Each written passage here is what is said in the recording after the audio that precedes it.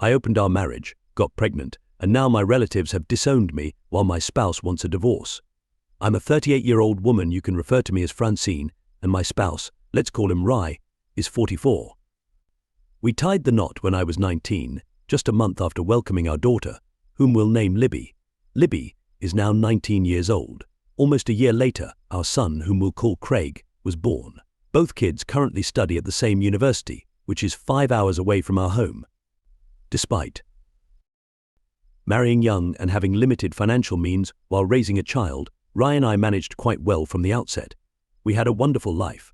Rai has a stable job now and has always been an outstanding provider, spouse and father, even during those initial years. I also worked 3 days a week, Monday, Wednesday and Friday. We have ample finances, own our house, and have a respectable savings. Our family was incredibly solid, and my husband, kids and I formed a tight-knit team until I fell under the sway of a very manipulative individual. It all started innocently enough. We have a cherished dog who is a central part of our family. As mentioned earlier, I work on Mondays, Wednesdays and Fridays, so I am home on Tuesdays and Thursdays. On those days I take our dog to the park. On the days I work, Rai comes home during his lunch break to walk our dog, and we both walk her on the weekends. About 3 months ago, while at the park, I encountered a man, let's call him Leonard, who is 37 years old. His dog and ours began playing together. Leonard mentioned that he had seen me there frequently with my dog, but I couldn't remember ever seeing him before. Coincidentally, we began running into each other at the park every time I went. With each meeting, we engaged in more conversations and became casual acquaintances. Nothing inappropriate happened, we simply chatted as fellow dog enthusiasts. One evening during dinner, I brought up my chats with a man named Leonard from the dog park to my husband. I inquired if he had ever noticed Leonard there. My husband responded that he hadn't, and I informed him that Leonard's dog had become good friends with ours. We shared a laugh about it, and the topic was dismissed. Time passed, and then the dynamics between Leonard and me began to shift about 2 months ago. While chatting at the dog park, Leonard revealed that he resided in a nearby upscale apartment complex. This complex was approximately 1/4 of a mile from the dog park and about 1/2 a mile from our house. I commented on how attractive the apartments appeared from the outside and inquired about their interiors. I mentioned that a friend of mine was contemplating leasing there, which was true at the time. Leonard then proposed that I walk over to his apartment with my dog to take a quick glance and some photos for my friend. I knew I should have politely declined, but I ended up accepting. Once I entered his apartment, I immediately realized that I had transgressed a boundary of appropriateness. Leonard showed me around, and I stayed for about 10 minutes, thanked him, and mentioned that I needed to return home. He then asked if I'd be back at the park the following Tuesday. I answered affirmatively and left. This marked the start of my infidelity, as I failed to tell Rai about my visit to Leonard's apartment when I got home that evening. Instead, I became even more attentive to my spouse, prepared a delightful dinner, and snuggled with him on the couch until we went to bed. It was a charming evening.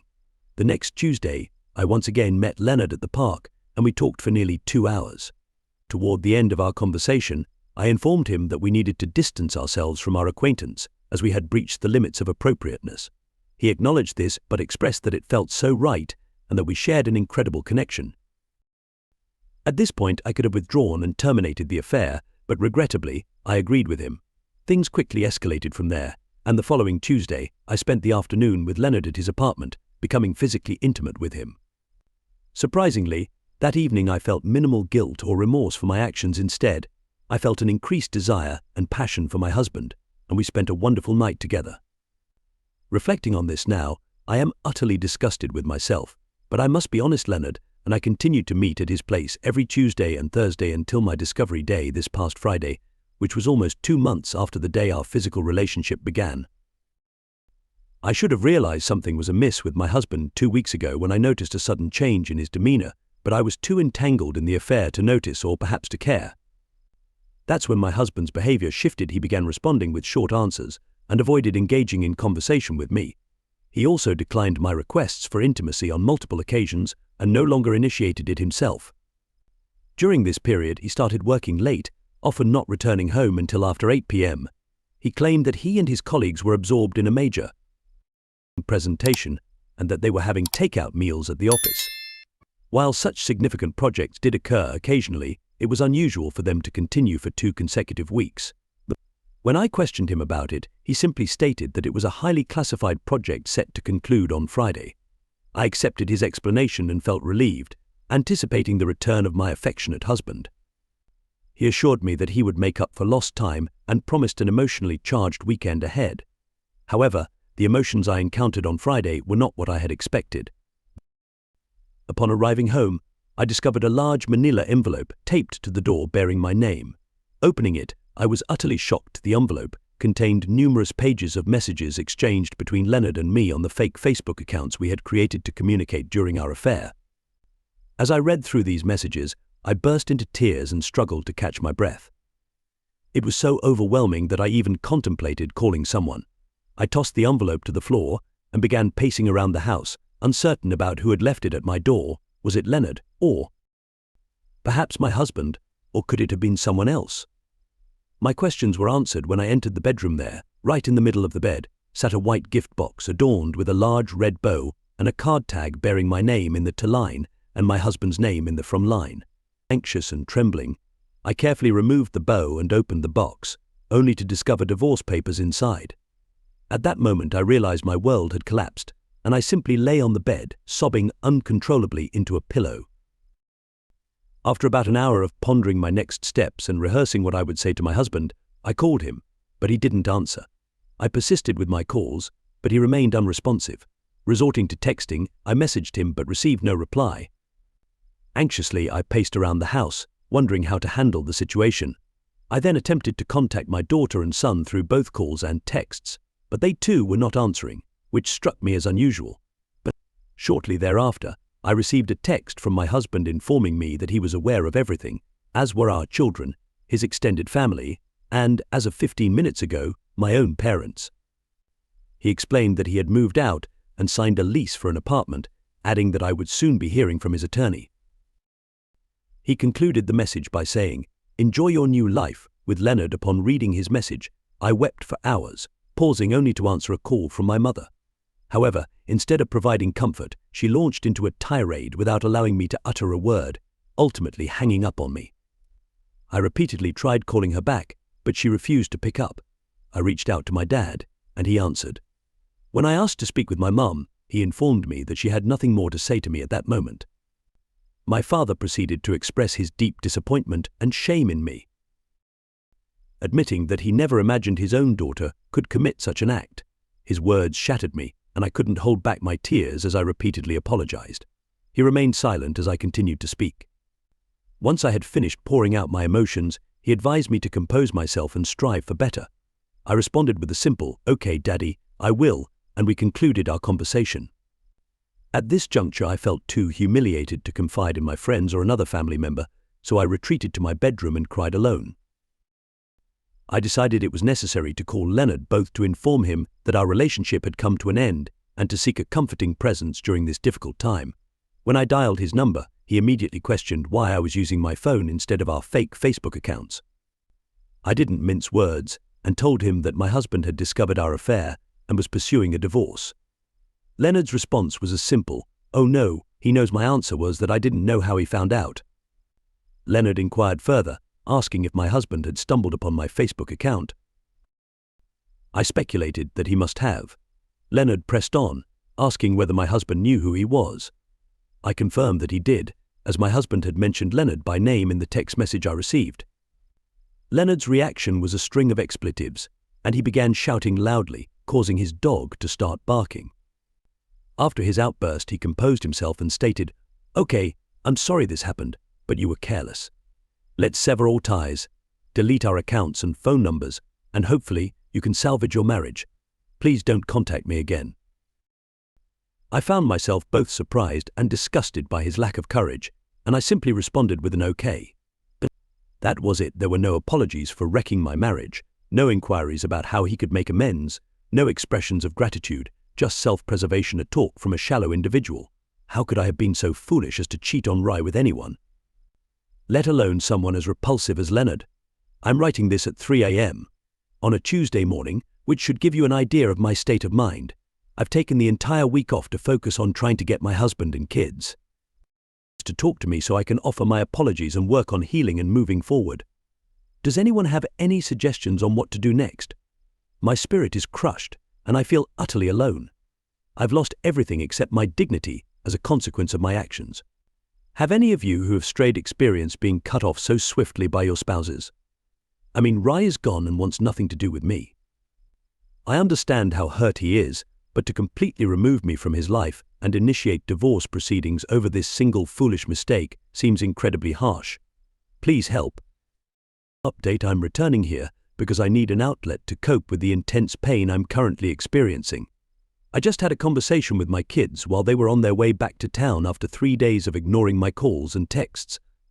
I had hoped they were calling to talk and allow me to apologize. Unfortunately, what I got was a barrage of insults, disrespect, and hurtful names. These were words I had never heard either of my kids use before. Libby, in particular, was exceptionally harsh, and it seemed to influence her brother's behavior. I did apologize, emphasizing that I had been manipulated by Leonard and felt somewhat victimized by him. I reminded them of the years of being a great mother and a good wife to their father up until now. However, my daughter insisted that I was once great, but had now become terrible, the worst. She concluded the call by informing me that she and her brother would be spending the weekend with their dad, and I shouldn't expect to see them at all.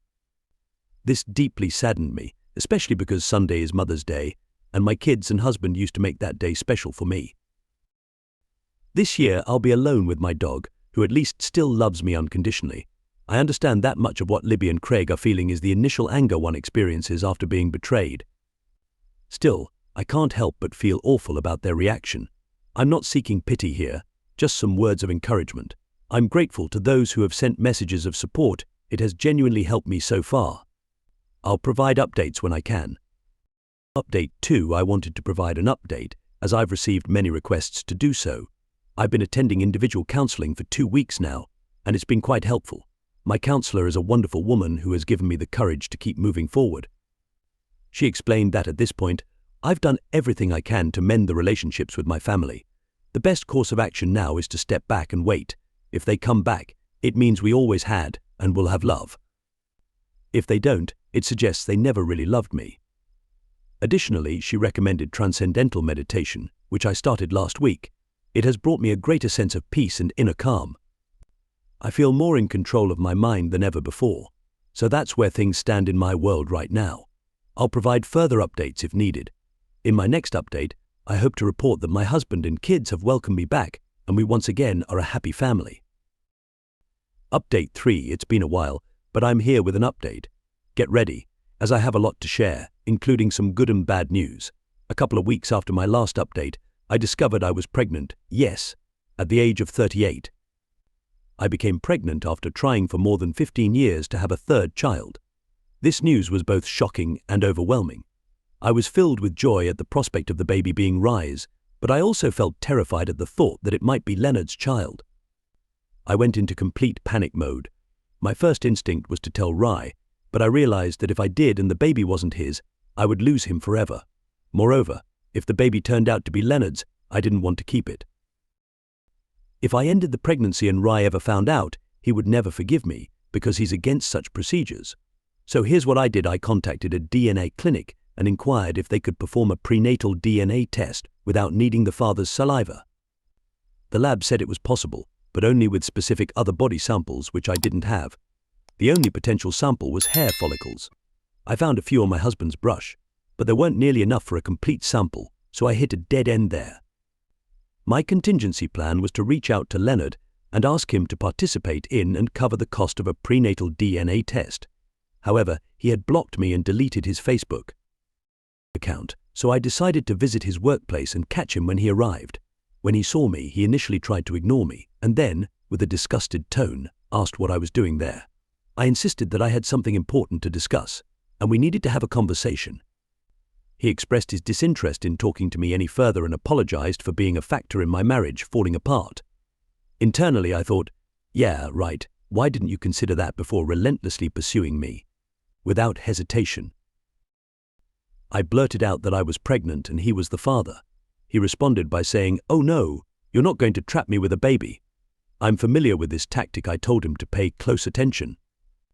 I said that if he didn't want me to walk into his office and immediately report his inappropriate behavior to the HR department, he needed to comply with my request.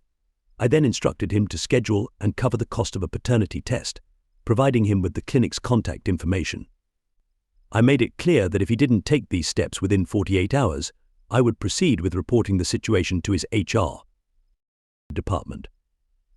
That evening, Leonard unblocked my phone and sent me a text stating that he had scheduled an appointment for the following Tuesday at 10 a.m., knowing I had the day off. We both arrived at the clinic office, but there was no conversation between us. They called Leonard in first, where they collected his saliva sample, and then it was my turn, and they drew a blood sample. It took a week to receive the results, but the wait was worth it because Leonard was not the father. Overwhelmed with joy, I fell to my knees and offered thanks to the Lord for blessing my husband and me with another precious child we had longed for. I was eager to share the news with Rai, but I still had no means to contact him as he had blocked me, and I remained unaware of his whereabouts. At this point, my children were still avoiding me and barely communicating with me.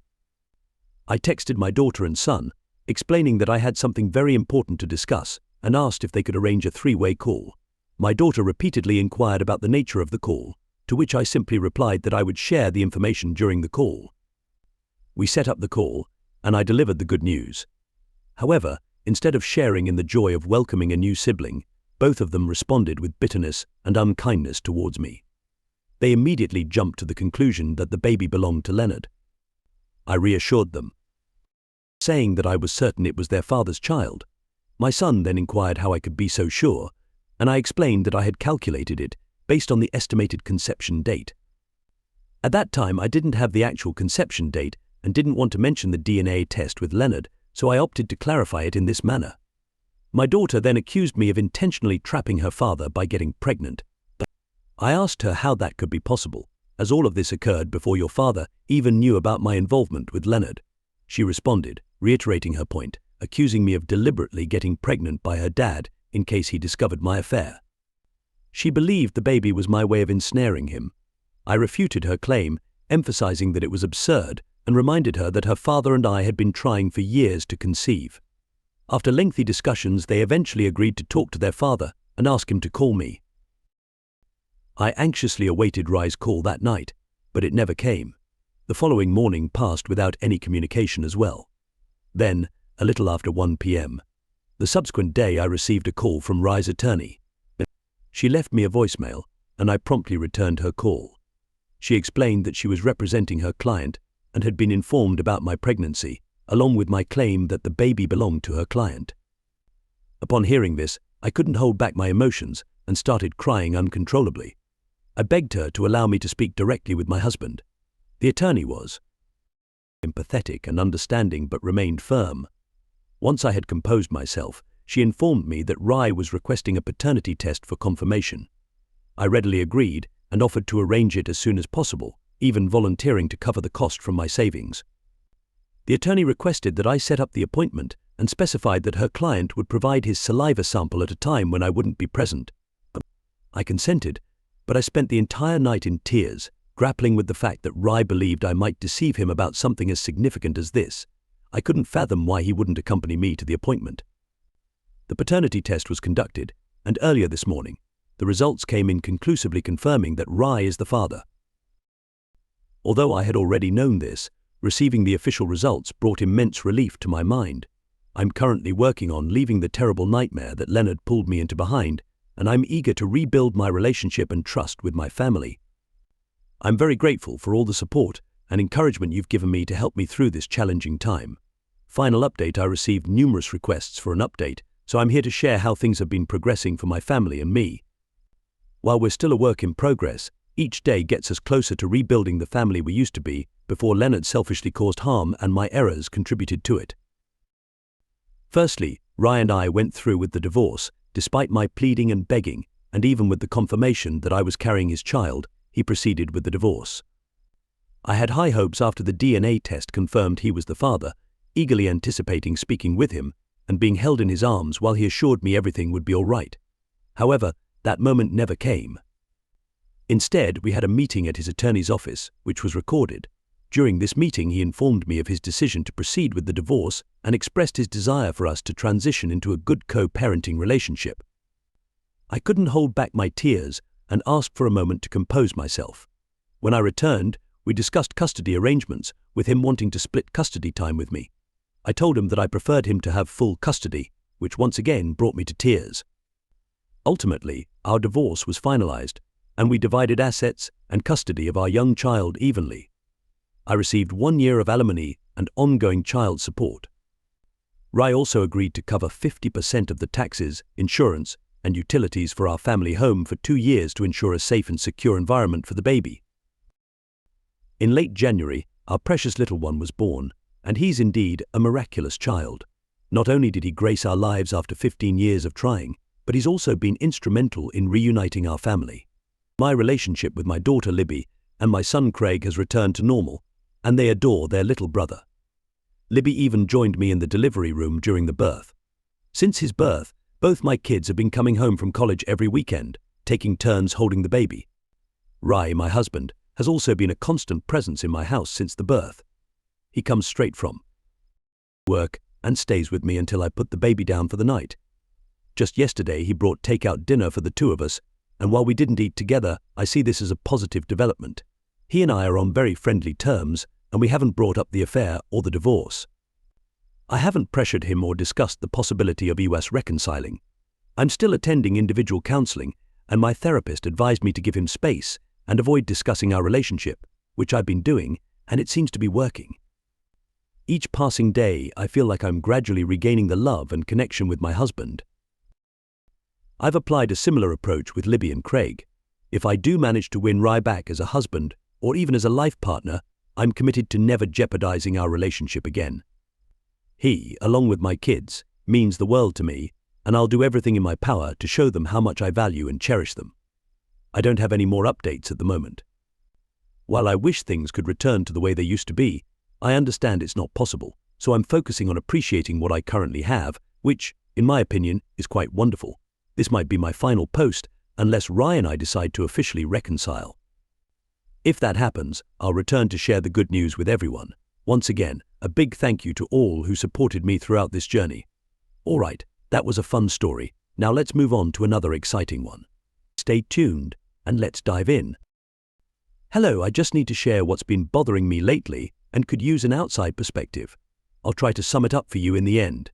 In February, my husband, 33, and I, 31, had been married for a year when he had to go on a crucial business trip to the UK for 3 weeks. Unfortunately, things got extended, and he and his team had to stay an extra 2 weeks to finalize the deal. This marked the first time we'd been apart since we got together 6 years ago, so I was dealing with a whirlwind of emotions. I tend to become overly clingy and emotional when things don't go as planned, and this is a trait I've always had. I'll admit that it can be challenging to live with me at times. Additionally, I grapple with some mental health issues that contribute to my insecurities and paranoia, especially when it comes to the fear that my husband might be cheating. The fact that he extended his trip by 2 weeks only fueled my concerns. I even went as far as calling his office to confirm that his entire team was indeed still in the UK.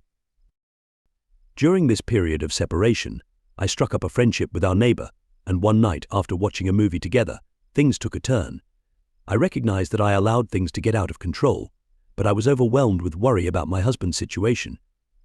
That night, our neighbor became physically affectionate, but my anxiety caused me to stop things from progressing further. However, the following day I revisited the situation because I didn't want to regret not knowing where things might lead. They did lead to a full-blown affair over the next few encounters, whether at my place or his. I continued to be anxious about my husband's situation, but I didn't feel an overwhelming sense of guilt. This has led me to question if there's something wrong with me. Now, things took a messy turn when my husband returned home in early March without any prior warning. He thought he'd surprise me, as if that was a good idea. The house was in complete disarray, empty beer cans and snack wrappers scattered all over, the bed resembling a tornado aftermath, and dirty laundry strewn around. It was quite a sight. I suppose it's somewhat understandable given that I wasn't prepared for my husband's unexpected return. Otherwise, I would have tidied up, especially the bed, which was a dead giveaway. When he inquired, I simply explained that I had friends over because I was feeling lonely. We played games, had some drinks, and it was nothing out of the ordinary. I'm not sure if he bought my explanation, but after seeing the state of things, he decided to do some cleaning. I tried to dissuade him because I knew there might be incriminating evidence lying around, and indeed there was. He discovered a bag in the trash containing a used rubber, its wrapper, and a toothbrush. My heart sank, and my hands trembled. It felt unreal. Somehow I managed to maintain my composure and informed my husband that there were 2 couples among the friends I had invited over, implying that things had gotten intimate. My husband gazed at me for an extended moment, and in that instance I could tell he didn't believe me, so I came clean about the affair, about my involvement with our neighbor. My husband's expression shifted to one of disappointment, hurt, anger, and fear all at once. I'm not sure what came over me, but the next thing I knew, I was on my knees pleading for forgiveness and another chance. However, deep down, I'm not even certain if I deserve one. I realize I made a massive mistake. I tried to explain that it was a one-time thing, driven by my vulnerability during his absence, but he didn't believe it. He suggested that we might have been involved throughout the time he was away. My husband outlined 3 conditions for us to move forward. It was a singular occurrence. It wasn't premeditated, just a foolish, impulsive blunder, perhaps under the influence of alcohol. There are absolutely no romantic feelings between us. He made it clear that if all these conditions aren't met, he'd leave. He also asked to review my phone conversations with the other guy from the past few months to ensure there were no plans or signs of romance. However, I had deleted those conversations without any backups, so all he has left is to trust me. Frankly, if he had seen those messages, it might have been the end of our marriage anyway. My instinct tells me he might be better off without me. I'm contemplating initiating a divorce. I've heard he's already consulted a lawyer, and I'd prefer to be the one to file rather than him serving me. So, what are your thoughts? I know I wronged him, but I believe there must be a way to navigate through this. Couples face more challenging situations every day and still manage to sustain their relationships. I'm open to your advice and eager to hear your perspectives. Update. Hello everyone. I wanted to provide an update on the situation I previously discussed. I'm grateful for all your advice and support during this tough time. Having this community to turn to has been a great help. After doing some deep thinking and having more conversations, my husband and I decided to sit down and talk once more. I realized it was time to be completely honest about everything, which meant sharing the truth about the affair that occurred during his business trip. It was a challenging conversation, but I believed it was necessary for both of us to fully grasp what had transpired. I confessed my mistakes, acknowledged my wrongdoings, and admitted to not considering his feelings. It was an intense and emotional moment, but I felt that complete transparency was crucial. In response, my husband experienced a range of emotions. He felt hurt, angry, and confused while trying to process what I was revealing.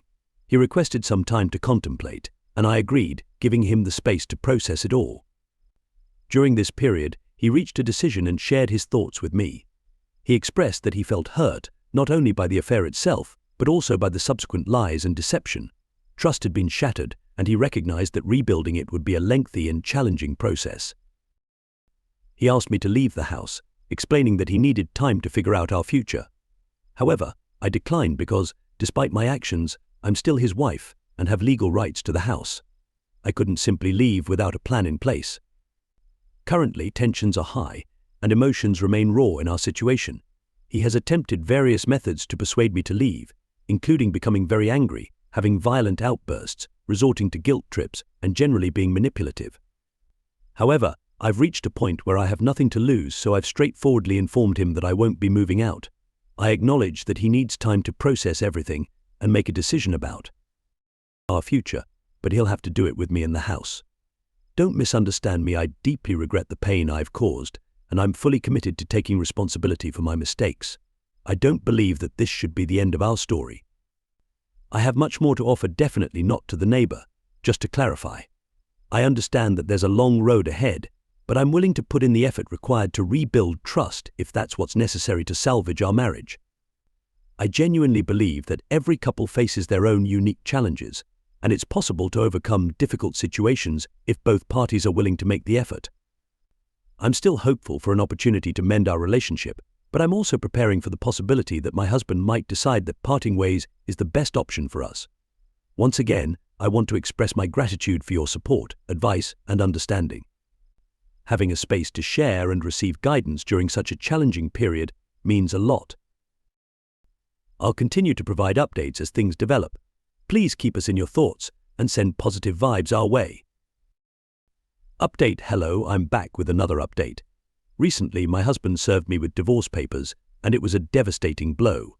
I had held on to a slim hope, but it seems he's determined to move forward with the divorce. Despite still living under the same roof, there's noticeable tension, and he's been avoiding me as if I have a contagious illness. Our families have been informed, and understandably, they haven't been supportive of my actions and decisions. Both my parents and in-laws have strongly criticized me, and currently, we're not on speaking terms. I'm navigating this difficult situation on my own, and it's been incredibly challenging. The thought of divorce is frightening, not only due to the potential societal shame, but also because of the impact it would have on my life.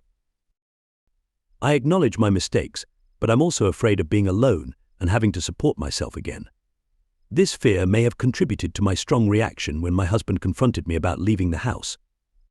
I do care about him, and I'm beginning to understand that I must take responsibility for my actions.